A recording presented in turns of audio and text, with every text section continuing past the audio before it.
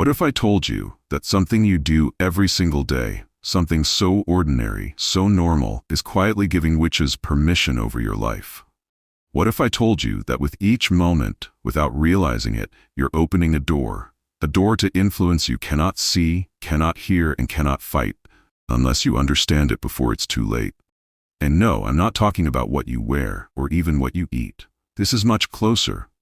Something you do almost unconsciously every single day. I know because I used to watch it happen. I used to do it myself, thinking it was harmless. But every time it happened, it was like handing over a small piece of control. A piece you never intended to give, but one that could be claimed without your permission. I've seen lives quietly shift, blessings disappear, and relationships strain, all because this one habit became an invisible doorway. After years of walking away from witchcraft, after years of seeing the unseen, of knowing the things most people cannot imagine, I've counseled countless believers, men and women attacked spiritually, unaware of why their lives were unraveling. I've seen families torn apart, careers stall for no reason, relationships crumble under invisible pressure. And time again, it always traces back to one thing: a habit people perform daily, thinking it is harmless. I know the patterns, I know the methods, I know how influence slips into lives quietly, patiently, like a shadow that waits until the lights go out. I've lived it, I've wielded it, and I've walked away from it. But I cannot stay silent anymore. Because what I've seen, what I've witnessed, it is happening right now, in homes, in bedrooms, in lives just like yours. And if you don't recognize it, if you don't act, it will continue, silently shaping your life in ways you cannot yet understand. The first time I realized this, it was during a late-night prayer. I had just finished speaking words of gratitude, asking for protection over my home and my family, when I felt it. A weight in the room. Something pressing, almost invisible. A presence that made the air feel thick. I looked around, expecting to see someone, something, anything. But there was nothing. I told myself it was just my imagination, a trick of exhaustion. Yet, deep inside, a chill whispered that it wasn't imagination at all. That night, I slept uneasily, the feeling lingering like smoke that refused to vanish. Then it happened again. Weeks later, during another quiet moment of reflection, I felt the same pressure. But this time, I noticed it reacting to a simple act I performed. A habit I had repeated countless times, without realizing the permission I was giving. It was subtle, invisible, almost innocent, yet the effect was undeniable. The second time, it almost destroyed a family blessing I had been praying for years. I had worked tirelessly to protect it, to nurture it. But that one small action, repeated without thought, allowed forces I once knew to step in and twist the outcome. I could feel it. The shift in energy, the disruption that made everything I prayed for hang in the balance. And it kept happening. Each time, the same habit would open doors, unseen doors, granting access to those who thrive in silence. I watched, helpless and horrified, as what I thought was safe, what I believed was protected, began to slip through my fingers. It wasn't just about me anymore. Friends, neighbors, people I loved, I saw the same pattern in their lives. Little habits they thought harmless, ordinary, even necessary, giving influence over them, quietly, without their consent. And every time I tried to warn them, they laughed it off. Dismissed it as coincidence. But I had seen too much. I had felt the weight, the presence, the consequences. The truth hit me fully one night, during a moment I will never forget. I was praying for a breakthrough that had been delayed for years. I followed every step, every ritual I once knew so well. And then it happened. The habit I had ignored, the tiny act I never thought mattered, began to unravel everything. The breakthrough, the blessing, the protection I had prayed for, it was slipping away. That was when I understood. Some doors, once opened, even by something as small and seemingly innocent as a daily habit, cannot be closed easily. The forces I had once served, the unseen influence of those who practice in silence, they step in the moment permission is given, quietly, patiently, relentlessly. And what's worse, most people never even notice it. They never connect the dots. They keep repeating the same actions, unaware that every repetition is a confirmation, a silent consent that empowers forces beyond their comprehension. I had to learn the hard way, and now I am here to tell you the truth. To reveal what I once did, what I once overlooked, and what you must understand before it's too late. I was living my life, working hard, praying faithfully every day, yet it felt like nothing was changing. My finances were collapsing, one unexpected expense after another. Opportunities I thought were mine vanished without explanation. I even noticed relationships I cherished growing distant, like invisible walls were being built around me. I couldn't understand why. I was careful, I was faithful, I was obedient, and yet everything was slipping through my fingers. The fear began to settle in. I felt powerless. I couldn't see the cause, but I could feel the effect, like some invisible force was steadily taking from me while I was completely unaware. Nights became long and sleepless. Every time I closed my eyes, a quiet whisper of dread filled my mind. What if this never stops? What if I've unknowingly allowed this to happen? The thought alone was paralyzing. One night, desperate for answers, I prayed differently. Not just the usual prayers, but I asked God for clarity. I said, "Show me the root of this. Reveal the hidden habits I've overlooked. I can't fight what I cannot see." And I prayed with an intensity I had never felt before, tears flowing, heart trembling, hoping for some sign, some revelation to guide me. That's when it happened. I remembered something I had done every day, a small, unconscious habit that seemed harmless. Something as normal as turning on a device, picking up an object, or performing a tiny routine. But in that habit, I had been unknowingly giving permission. Permission for influence, permission for interference, permission for spiritual forces to enter my life without me even knowing. It hit me like a lightning strike. Every collapse, every setback, traced back to this one habit I had never questioned. I stopped immediately. Not gradually, not half-heartedly. I stopped completely. And slowly, almost imperceptibly at first, blessings began to return. Opportunities came back. Finances stabilized, relationships healed, peace returned where chaos once reigned. It was as if the chains I didn't even know I was wearing had been lifted in an instant. The difference was undeniable. The habit had been silent, but its effects were real and powerful. And now, knowing the truth, I can never go back to ignorance. Comment fire if you've ever felt invisible spiritual attacks in your life, if you've ever felt like something unseen was holding you back, because you are not alone. Here's the habit most people don't even think about, and why witches rely on it. Every time you do it, you're unknowingly granting permission for interference in your life. It's subtle, almost invisible, something you repeat without a second thought. But repetition is what gives it power. I remember watching it happen in my own home before I understood. Friends, family, they were so sure they were safe, so sure they were untouchable. Yet the habit was there, the same small, everyday actions, constant gossip, recurring doubts about themselves, even habitual compromises in their morals or intentions. Each one became a key opening doors to influence they could not see. And here's the part most people miss. Witches don't need your fear. They need your permission. And every time you repeat that habit, every time you whisper doubt into your own mind or speak carelessly about others, that permission is given. It's like handing them a quiet, invisible map of your life. I've seen it take shape slowly, almost imperceptibly. Opportunities disappear, relationships strain, peace falters. And the worst part, most people never connect the dots. They blame luck, circumstances, anything but the habit itself. But I've walked through it. I've done it myself. And I felt the weight of that permission. The silent surrender of power. Now, I warn you because I know what it feels like to wake up one day and realize the battlefield has been set inside your own home, inside your own life. You've been handing over control, unknowingly, quietly, piece by piece. And once that door is open, it is relentless, patient, waiting, always waiting for you to look away, to let the routine continue. I thought I had seen it all. I thought I had learned my lesson after the first time. But the truth is, you can never truly forget how easily a life can be influenced when you give permission without knowing it. It happened late at night. I was sitting alone in my living room, the house quiet, thinking I was safe. And then, I noticed it. Small things, unexplained shifts in my life, doors I had thought were closed now standing open, opportunities I had worked so hard for, vanishing. And it wasn't just coincidence. I knew it, because I had once been on the other side of this. I remember the fear creeping in, not sudden panic, but a quiet, insidious pressure, the kind that sits on your chest and whispers that something is wrong. I could feel it in the air, something unseen, something waiting.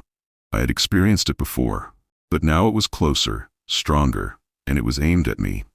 I began retracing every step I had taken, every decision I had made, every little habit I had ignored because I thought it was harmless. And there it was, the same habit, the same opening, repeated without thought, repeated with trust, repeated in a way that had quietly allowed influence to slip through, into my life, into my home, into my very foundation. The first time, it had cost me small things, luck, peace, moments I didn't even realize I had lost. But this time, the stakes were higher. The next time it happened, I almost lost my home. But what I discovered next changed everything. Type I receive if this is for you. This isn't just superstition. Spiritually, when we fall into this habit, it opens doors that shouldn't exist. And I didn't understand it until I saw the pattern unfold with my own eyes.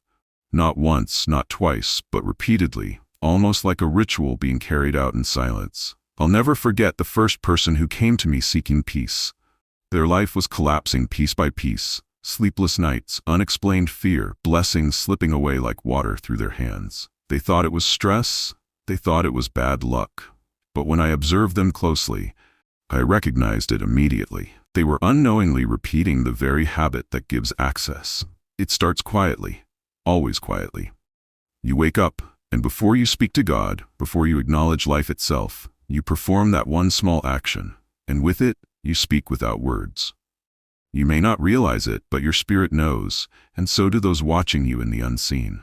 I used to watch for it when I was deep in those practices, that silent invitation. And when the invitation was given, influence began. Think about this. Death and life are in the power of the tongue. Proverbs 18:21. Most people only think of the words they speak aloud, but they forget that habits are also declarations. Some habits announce loyalty, others announce surrender. And the habit we're talking about, it whispers surrender without you ever opening your mouth. Let me show you how it unfolds spiritually, step by step. Step 1. You perform the habit casually, without intention. Your mind is distracted, your guard is lowered, your spirit is unprepared. In that moment, your actions echo louder than your words. My people perish for lack of knowledge, Hosea 4:6. And this is where the lack begins, the assumption that what is small has no spiritual weight. Step 2. Consistency transforms action into pattern, and pattern into rhythm. In the realm I once walked, we waited for rhythm, not chaos, because rhythm becomes access. Every repeated behavior strengthens a spiritual agreement. You think it's routine, but spiritually it becomes a signature. And signatures can be claimed. Step 3. Once the signature is recognized, influence begins. Not through force, through permission. And this is where many don't understand. Influence rarely enters through open resistance. It enters through familiar comfort. You don't feel the shift at first. Nothing dramatic happens. But slowly, the things that once came easily begin to resist you. Relationships strain. Resources dry up. Peace becomes distant. Your dreams feel heavy. Your sleep becomes a battlefield. You try to pray, but your voice feels locked behind glass. And in all of this, you tell yourself, it's life, it happens. But I recognize the signs, because I once responded to them. I once moved through those openings. I once waited for that habit to be performed, because when it happened, it meant permission had been given without a single word spoken. Step 4. You begin to lose awareness of who you are spiritually. The habit reshapes your identity from the inside out, quietly. Not through dramatic events, but through gradual erosion. And little by little your confidence fades, your discernment weakens, and your authority becomes dull. Be sober, be vigilant, 1 Peter 5:8, but vigilance becomes impossible when routine becomes ruler. And the part that still makes my heart tighten is this. Many people think they're just tired, unfocused, unlucky, but spiritually, they are under influence they never intended to give.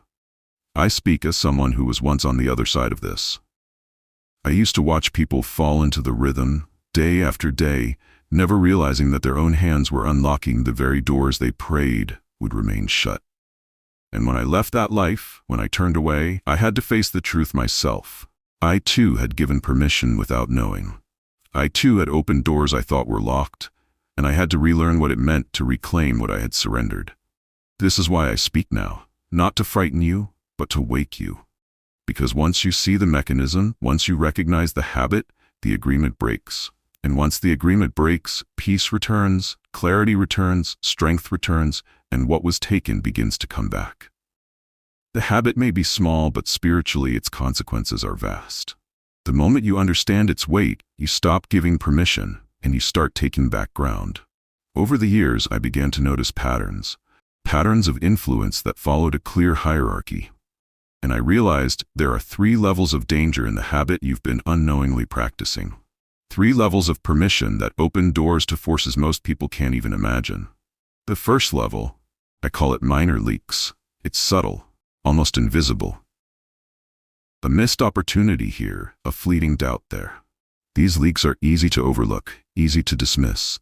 You might think it's coincidence, but it isn't. Every small leak is a crack in your defenses, a quiet invitation that grows stronger with repetition. The second level, moderate interference. Here, the influence begins to assert itself more boldly.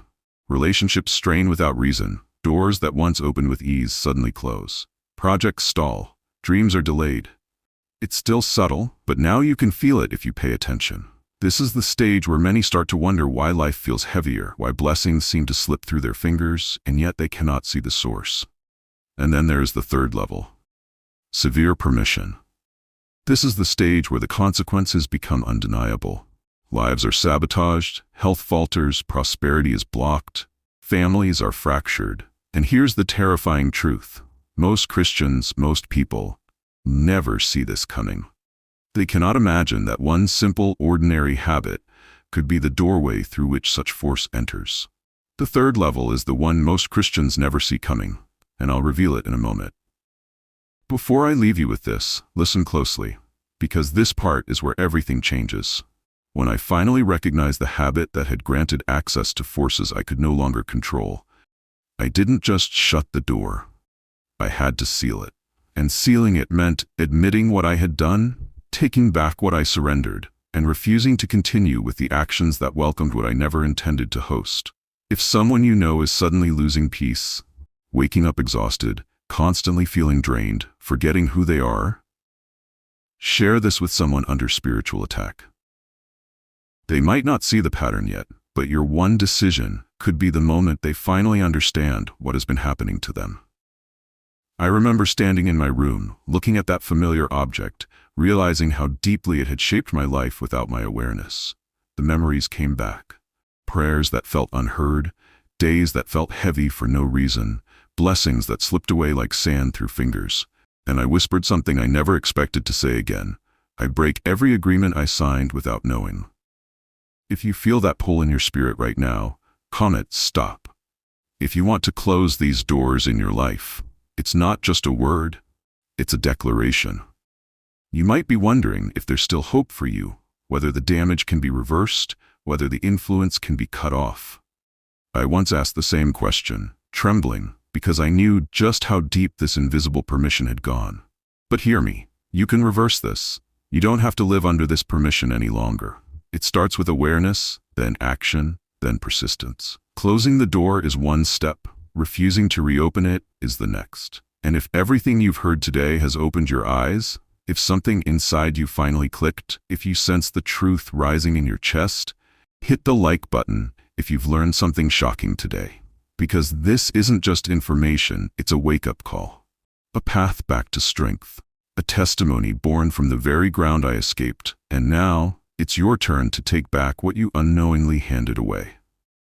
After everything you've seen, everything I've revealed, you might think you understand the danger. You might feel you've glimpsed the threat, but the truth is deeper, darker, more insidious than you can imagine. The most dangerous part of this habit isn't what you do. It's what you don't even know you're doing. For years I walked this path, unaware, until I realized that every day, each repetition was giving permission without consent. And once that door is open, it's almost impossible to close. I've seen lives unravel silently, blessings fade, opportunities vanish, and peace of mind stolen, all because of what seemed harmless, ordinary, routine. Tomorrow I will reveal exactly how to break it completely, how to reclaim control, how to close that door once and for all before it's too late. But tonight, remember this. The shadows you cannot see are only waiting for the moment you look away.